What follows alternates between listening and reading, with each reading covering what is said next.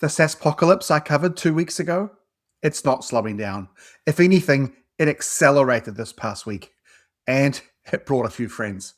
We've got a major professional services report showing 87% of firms plan to manage AI agents as part of their workforce. We've got the biggest infrastructure companies on earth building an entirely new web designed for AI agents that transact autonomously. And we've got data from inside our own profession confirming that most firms still aren't ready for any of it. Let's get into it.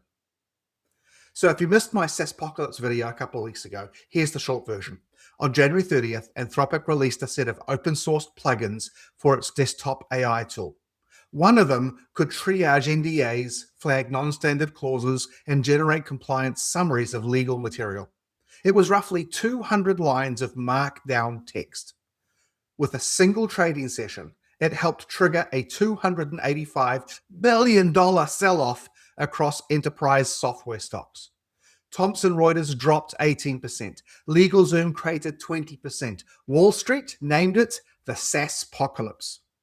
Since then, it's gotten worse. Anthropic followed the plugin release with Opus 4.6, a model upgrade specifically designed to make its co-work tool better at office and coding workflows. They expanded the context window to 1 million tokens and released the model under an open-sourced plugin framework, meaning anyone can now build industry-specific automation on top of it. Software stocks took another hit. Salesforce is down 26% year to date. The Wisdom Tree Cloud Computing Fund has dropped about 20% since January. Goldman Sachs' basket of US software stocks had its worst single-day decline since April.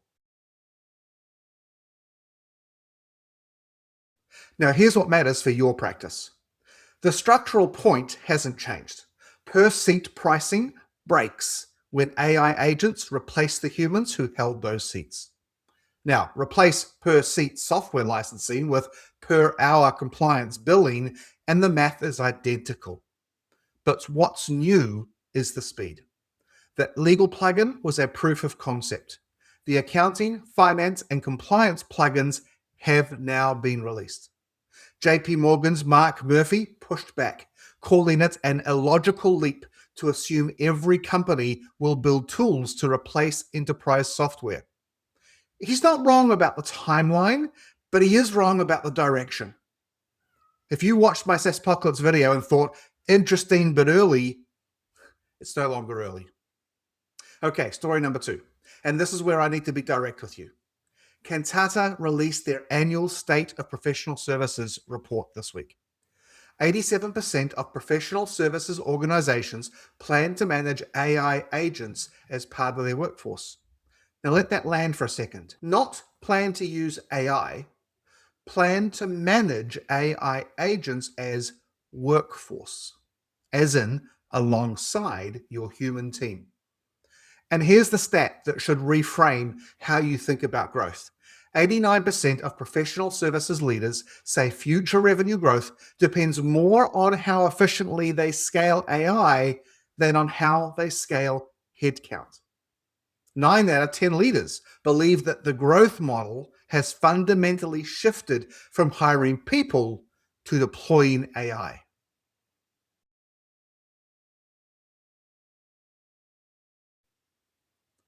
But here's the tension. 66% of firms are turning down work because they can't staff it. Skill availability as a barrier jumped from 45% to 68% in a single year. And 27% of organizations, that's more than 1 in 4, don't know how to integrate AI agents into their delivery workflows. The demand is there, the intent is there, but the execution isn't. Now, this is the champion and operator problem at scale. Firms know they need AI agents handling work. They don't have the people who know how to make that happen, how to map the workflows, build the integrations, train the team, and make it repeatable. That 27% gap between we plan to use AI agents and we actually know how to do it is exactly the space where CAS firms with real AI capability can differentiate. And if you're advising professional services clients, this is a conversation that you should be starting now, because 90% of leaders also said their systems will need to track work, costs, and value across both humans and AI agents. Your financial reporting, your project management, your client billing, all of it needs to account for a blended workforce. Now, here's the part that makes all of this feel very, very real. Last Tuesday, a single day, Coinbase, Cloudflare, and OpenAI all shipped major agent infrastructure within hours of each other. No coordination. They didn't plan it together. They just arrived at the same conclusion at the same time. And what they built tells you exactly where this is heading.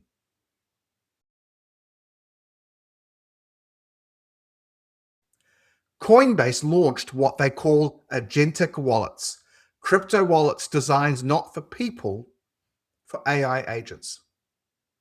Within 24 hours, 13,000 new AI agents registered wallets on Ethereum. 13,000 wallets in one day. That's not experimentation, that's an ecosystem forming. These agents can earn money, spend money, and accumulate capital independently of the humans who created them. That is a category of software that has never existed before.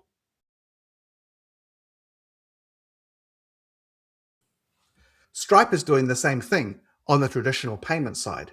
Their Agentic commerce suite lets agents initiate purchases using scoped payment credentials. And here's a detail that should get your attention. Stripe had to retrain its entire fraud detection system from scratch. Why?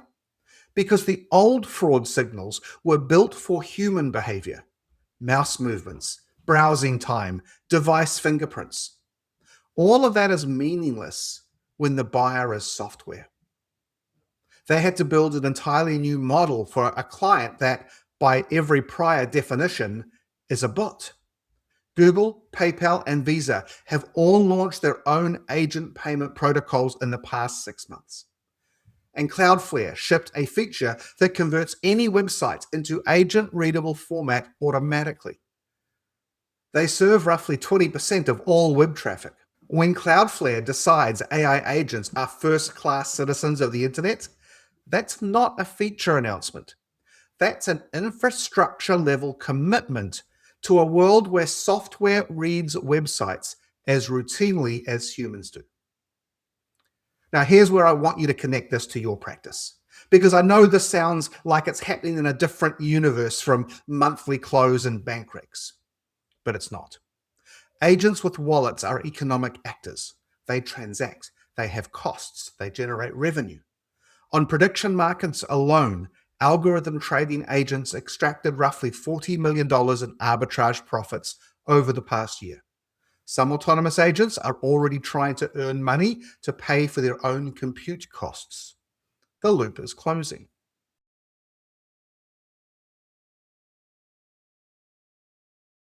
Google is spending $185 billion on AI infrastructure this year, nearly double last year. Meta is at $115 to $135 billion. Anthropic just raised $30 billion at a $380 billion valuation. Now you know what that money is building.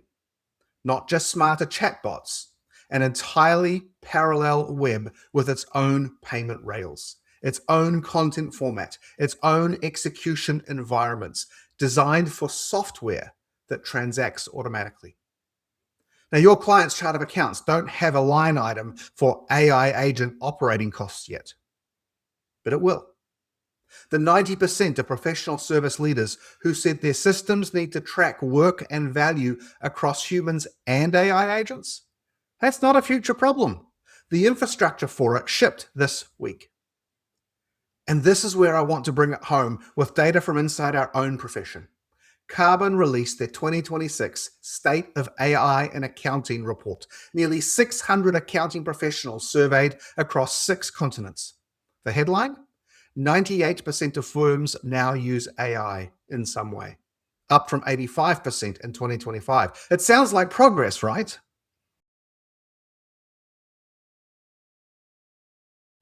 But keep reading. Only 25% have a formal AI strategy. Only 41% offer any AI training, and just 13% have touched agentic AI. 13%. Compare that to the Cantata data I just shared. 87% of professional services firms planning to deploy AI agents. Coinbase registering 13,000 agent wallets in a single day. Stripe rebuilding fraud systems for AI buyers. Our profession is behind, and the gap is widening. The firms with training, governance, and documented strategy are saving 60 minutes per employee per day. That's roughly 7 weeks per year per person. The firms without these foundations, they're tinkering. They're drafting a faster email here, summarizing an article there. Nothing compounds, nothing sticks. And when busy season hits, this experimentation stops entirely. Carbon's CEO put it directly. AI alone is no longer a differentiator. It's a firm's holistically applied approach. And here's one more number. 91% of professionals believe graduates are more likely to join firms that actively use AI. So here's what all of this adds up to. Every story this week points in the same direction. SaaS pricing models are compressing. Professional services firms are planning for AI agents as workforce. The infrastructure for agents to transact, read, search, and execute autonomously shipped this week from the biggest technology companies on earth. And our own profession's data shows most firms aren't ready. Not because they're ignoring AI, but because they're using it without structure.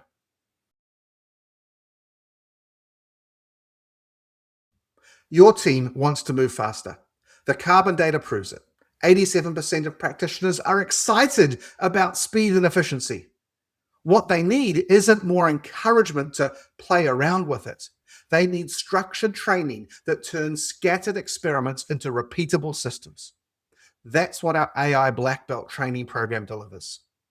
From workflow engineering through agent orchestration, the skills that 27% of professional services firms are admitting they don't have. And that number's probably a lot higher. Go to theaiaccountant.ai for more information. The gap between using AI and implementing AI is where practices win or lose right now. Close the gap. Start this week.